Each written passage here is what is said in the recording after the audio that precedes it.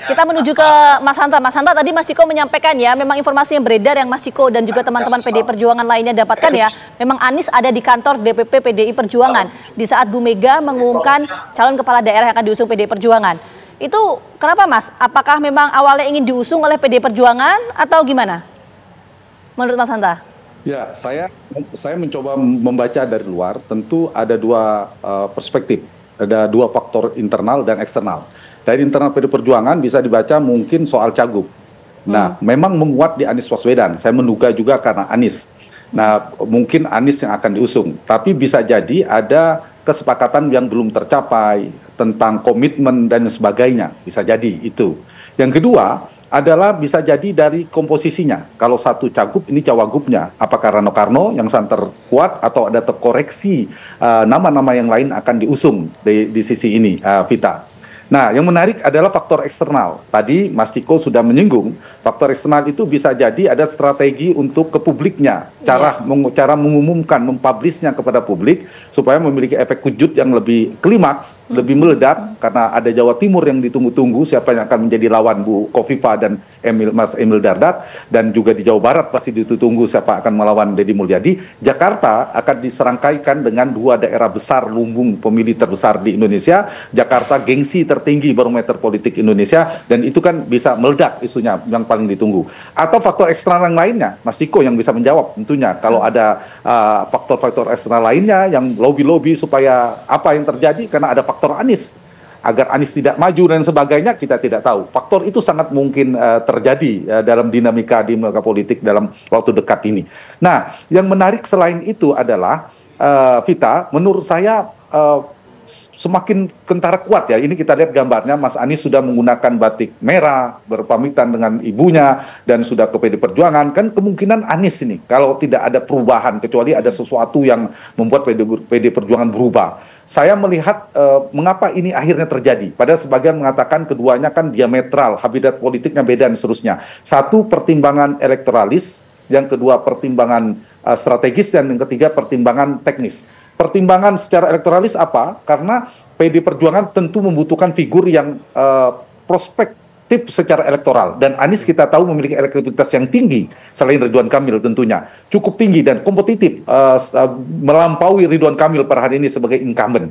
Ini menjadi faktor, jadi kalkulasi kemenangan. Itu membuat mereka melakukan perkawinan politik mungkin akan terjadi. Yang kedua, dari sisi strategis, keduanya memiliki persamaan politik yang sama. Katakanlah senasib secara politik, posisi politiknya juga sama, menyatukan dua kekuatan oposisi. Dan kita tahu PDI Perjuangan adalah kekuatan partai yang secara resmi, yang jelas, yang terang, ada kekuatan oposisi per hari ini.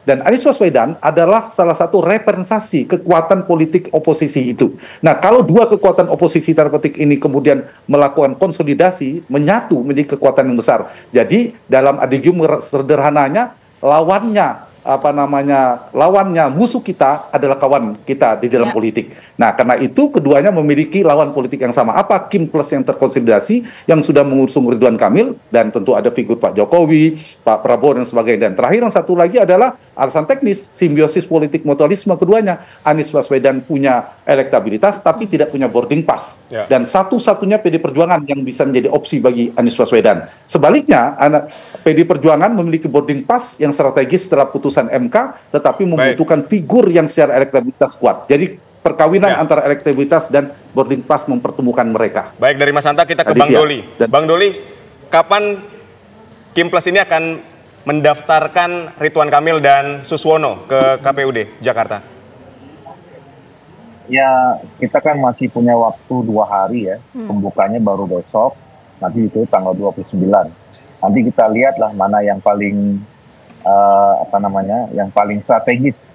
Setelah kita nanti menghitung semua kemungkinan ya, kita kan masih menunggu nih sampai sekarang kira-kira siapa yang akan menjadi kompetitor kita. Nah, tentu ini akan terus menjadi pembicaraan di Koalisi Indonesia Maju, pengusung Pak Ridwan Kamil dan Pak Suswono untuk mencari waktu yang tepat untuk melakukan pendaftaran. Ya, Bang Doli, sampai saat ini kan PDI Perjuangan belum mengumumkan ya siapa calon yang akan diusung di Pilgub Jakarta. Perspektif dari teman-teman Kim termasuk salah satunya adalah Golkar, bagaimana? Apakah menunggu sikap dari PDI Perjuangan atau bagaimana Bang Doli? ya itu menjadi salah satu pertimbangan kita nanti untuk hal-hal yang lain termasuk waktu pendaftaran ya. Kan kita juga nanti pada saat pendaftaran itu kan menjadi bagian rencana yang terintegrasi ya satu sama lain dari bagian perjuangan pemenangan kita gitu. Jadi momentum, terus kemudian nanti kan juga ada ya semacam upacara lah ya dalam pendaftaran itu, dan itu tema-temanya kan akan berkaitan dengan soal tema besar kita yang akan kita usung dalam proses pemenangan, dan menentukan tema itu juga nanti akan kita melihat siapa kompetitor kita pada akhirnya, pasangannya siapa gitu.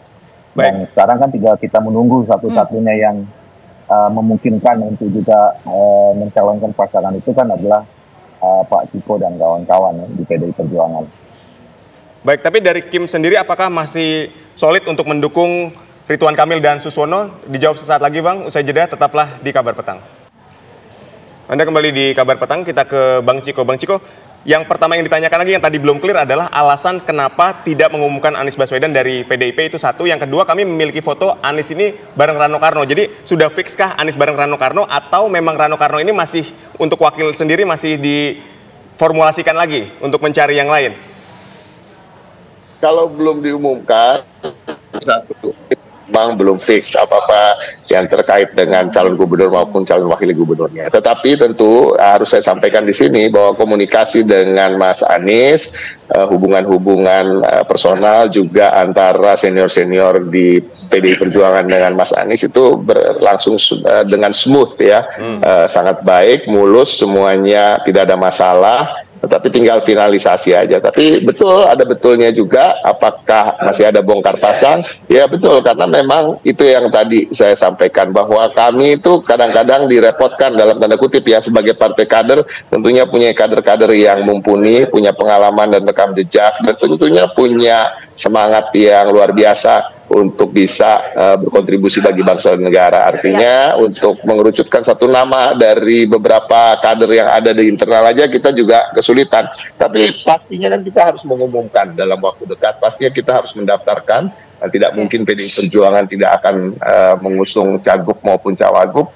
Kita tunggu sajalah. Tapi tadi saya sampaikan bahwa tidak ada permasalahan terkait hubungan kita dengan Mas Anies, dan juga tidak ada juga permasalahan apakah nantinya kita harus mengusung dari internal ataupun Mas Anies. Itu juga bukan bagian dari apa yang dipertontonkan, karena Mas Anies ini kan memang sekarang hubungannya baik dengan PDI Perjuangan, komunikasi akan terus berjalan. Kalau memang hubungan, tapi kita tunggu saja, bisa jadi Mas Anies, bisa jadi yang lain, tapi semua peluangnya masih sama antara Mas Anies, Pak Ahok, Pak Rano maupun Prasetyo Edi Marsudi misalnya, dan lain-lain. Ya, Mas Ciko, kalau gitu apakah nanti sosok yang akan diusung oleh PD Perjuangan ini harus dari kader internal, itu harga mati atau enggak sih sebetulnya, Mas Ciko?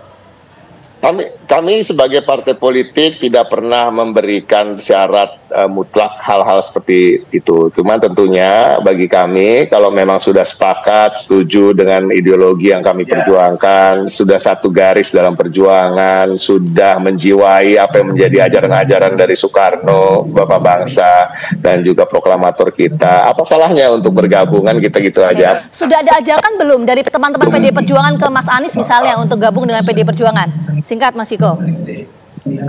Nggak ada. Kita tidak akan secara eksplisit untuk memaksa siapapun untuk bergabung. Sebagai calon kepala daerah, banyak juga yang bukan dari kader partai kami, dan kami mengusung, tapi artinya keteguhan prinsip yang sama terkait dengan Pancasila dan Bhinneka Tunggal Ika, tentunya itu yang harus dikedepankan. Tapi secara eksplisit, secara syarat yang mutlak bahwa harus memiliki KTA tidak pernah kami sampaikan.